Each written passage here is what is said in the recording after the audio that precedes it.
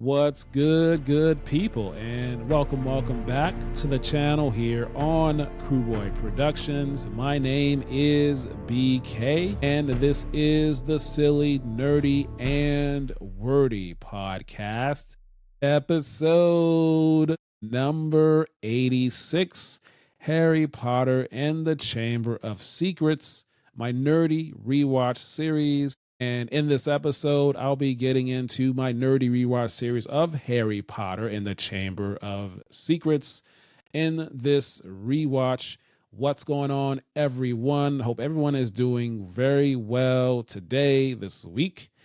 And we're going to be talking about Harry Potter, as I'm going to be talking about this Blu-ray right here, another one of my many Blu-rays that I have. And let's get into it, as this is only my second time watching this film overall. I talk about my history and fandom with the Harry Potter franchise in episode 81 about the first Harry Potter film. So check that out. But high level, I didn't read the books at all, didn't see the movies when they came out, when they were releasing, except for one. So most of my film watching for this has been on these Blu-rays. And it's very fun and exciting getting back into this Harry Potter world and revisiting it again. And it just feels nice. And I enjoyed my time watching this film, getting back with the characters again, and just the story. It is a more darker tone. There are some new creatures involved, a new character. Some other characters get a little bit more screen time, more dialogue. That's always good to see. And in terms of what I liked a lot about this film, but knowing what I know now, because again, I am revisiting this from a new lens on how I dissect movies and look at movies now versus how I did back then when I first saw this film. And one of the things right off the top, and what I was doing is I was pausing the movie, taking some notes as I was watching it so that I can discuss it here, a little peek behind the camera. And one of the things I noted is things that we didn't know back then when the movies were releasing, or even when the movies were releasing, is the things that they did to set up what eventually happens at the end of this film franchise. Now, again, I have not read the books, but knowing how movie 8 ends, I want to talk about the character of Ginny Weasley, portrayed by the actress Bonnie Wright. Now, spoiler alert if you haven't seen all of the Harry Potter films and you don't know what happens in Deathly Hallows Part 2, this is your warning. But we all know that Ginny eventually ends up being with Harry Potter. They end up being married and they have a couple kids. And so knowing that information just really gave me some insight. Of course, hindsight is 2020, but Ginny didn't have much of a presence in the first film, just in the background. It had the one line. But in this film, once you get to the Weasley house and Harry is sitting down at the table with the Weasley brothers, and Ginny comes running down and she says to her mom, have you seen my jumper? After her mom responds, she looks at the table, she sees her brothers, but then she sees Harry and her eyes get wide and big. And then she runs back upstairs very frantically. And Harry asks, what did I do? And Ron says, quote, she's been talking about you all summer. Annoying, really, end quote. And I want to bring that up because seeds were planted that the love between those two started eventually. You know, she had the crush on him, and ultimately they do end up being together. So they just started to plant those seeds. Obviously, at that point in time, as those movies were releasing back then, I don't believe anybody knew what the end goal was besides the people making the film.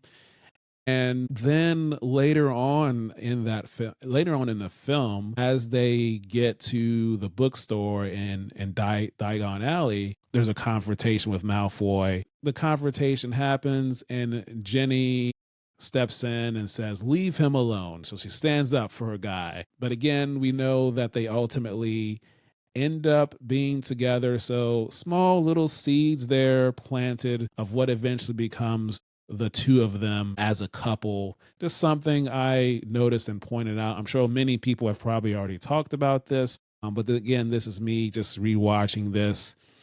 But that's something I wanted to talk about there as well.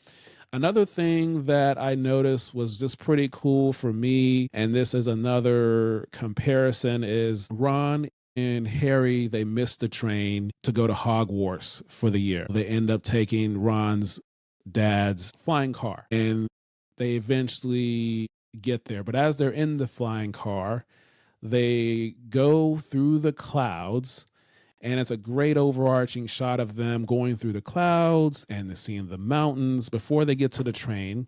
And that quick scene right there reminds me of The Sound of Music, the opening of The Sound of Music, because if you have seen the film The Sound of Music, that is how the film opens up. It goes into the clouds and into the mountains before it gets to Maria as she's, turning, and the horns and the music starts playing, but it's over, like, overarching helicopter shots of the mountains. And so that quick shot right there in this Harry Potter film reminded me of The Sound of Music opening. Just very quick, brought back thoughts of that as I watch that film every year. And again, I'm going to see that a Broadway show in a couple of days. So that was very cool to see that. Now, the rest of the film, like I said, I enjoyed the new characters, the Dobby character, Dobby creature, the different creatures, and just the darker tone. They're in year two, and just everything that's happening. And the Chamber of Secrets is ultimately opened by he who shall not be named, and trying to get back at Harry Potter. So another attempt at that is just continuing to happen with that. And structure of the story, the runtime, it's about 2 hours and 41 minutes, and it made sense. It didn't feel too long. I think the rhythm and the pacing of this film was working for me. I liked how it ultimately, at a certain point in the third act of the film, it's really focused on Harry, because Hermione is unavailable at the time, as well as Ron. So it's just Harry. But the three of them get a good amount of screen time in the film. But in the third act of the film, it's all about Harry until they reunite later on in the film. But it's just great to be back in this Harry Potter world. Watching it again a second time, it still holds up. I don't really have too much production things to say about it besides there is one thing I was saving towards later on, and that is Dumbledore's office. One of the things I saw on the Blu-ray features not many stuff to dive into, but Dumbledore's office was built for it was a set that they had to build to film. And per the production designer Stuart Craig, he said at the busiest it took 200, I'm paraphrasing, 250 construction workers to build the Dumbledore set. So a lot of people in different disciplines, whether it was painters, carpenters, plasters, electricians, and many other disciplines they had to have in order to build that one set. That doesn't even include the people that eventually had to decorate the set with the set decorators and all of those, and that team, and putting those items in place. And then they also had, I wasn't going to say this before, but the greenhouse that the first class that we see in movie number 2 for Harry Potter is the greenhouse. And that set was also built for them to have that there. And of course, as we know, a lot of sets are built for films and movies. Some are built from the ground up, some are on shot on studios, on location.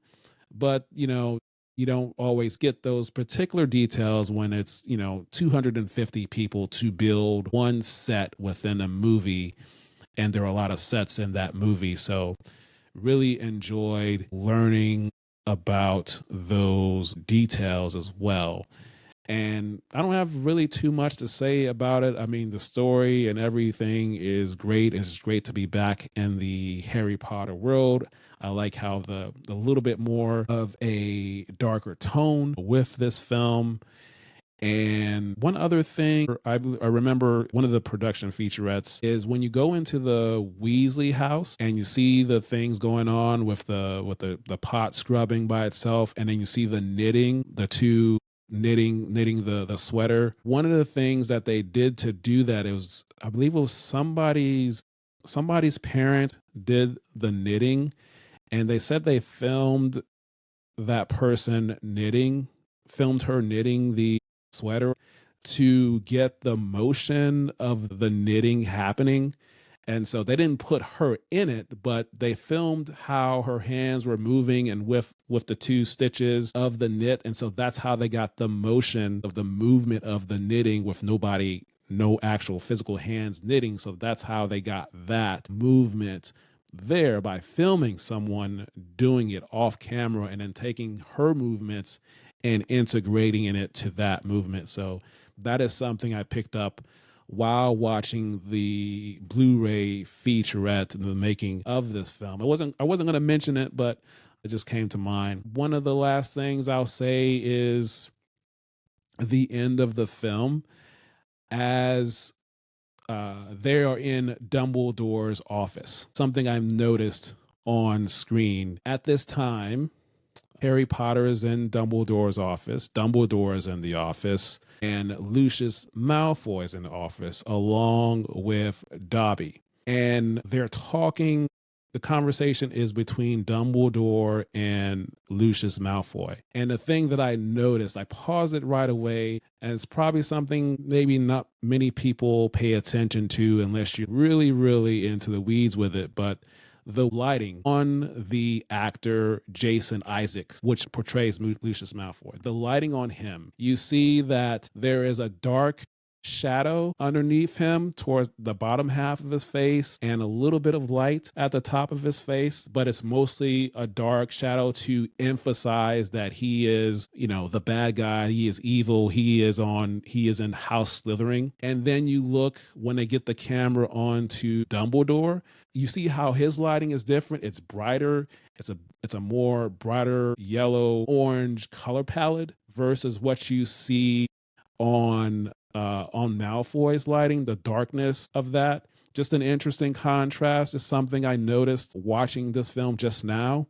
So just cool contrast, just leaning into the good versus evil side there. Just a small thing I noticed on screen, which is a good choice by the director and the DP, director of photography, possibly the colorist is involved in that decision as well. So great job with that. And then how this film ends.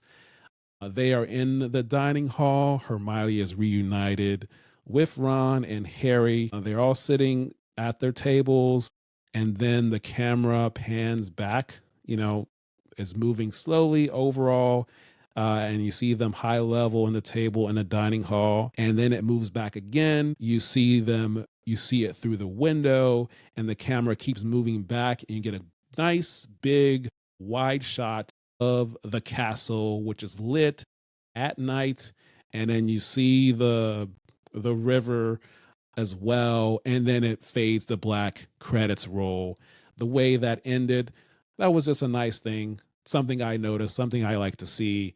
That's a little bit nerdy, but I think it's cool the way they did that. A lot of films end like that, in some version of that, but again, something I wanted to talk about, and that's all I have to say about this film in my nerdy rewatch of Harry Potter and the Chamber of Secrets. And I am going to keep this nerdy rewatch series going. I'm going to go through all of these Harry Potter films and other franchises that have multiple films as well, and some one-offs. I'll be getting into more films, different films, lesser known films, probably lesser popular films, but I'll be getting to Harry Potter movie number 4 eventually later on.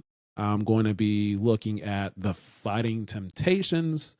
I believe that's going to be the next Blu-ray, or in this case DVD, The Fighting Temptations, that was released in 2003, stars Cuba Gooding Jr. and Beyonce, and a lot of great musical acts in that lesser known film. But I'm going to do that along with many others, Dune Part 2 and other films. I also get into Twilight. Those Twilight films, eventually I have all 5 of those on Blu-ray too. So subscribe for more if you want to see those films and other films. Let me know in the comments what you thought about my review. Did you enjoy Harry Potter movie number 2 when it was released in theaters years ago? Are you excited about the new Harry Potter show that will be coming out soon in the next few years on HBO Max, as it's going to be I believe it's a prequel series? So that'll be releasing soon in possibly 2027 or 2028. They're currently filming the show right now, as they've had some production sets and videos released online. But that's all for today. The next video that you will see on screen will be episode number 82. And that is my review of Harry Potter and the Philosopher's Stone, Harry Potter movie number 1. So you can check that out here, as well as other things here on the channel. So subscribe for more. Follow me on all podcast platforms, Spotify, Apple Podcasts, and wherever you get your podcasts. Of course, I still have the blog going on. I have 6 blogs up there right now, and so check those out. With that, I want to send all of you good vibes for the rest of your day, and until next time, we will talk soon.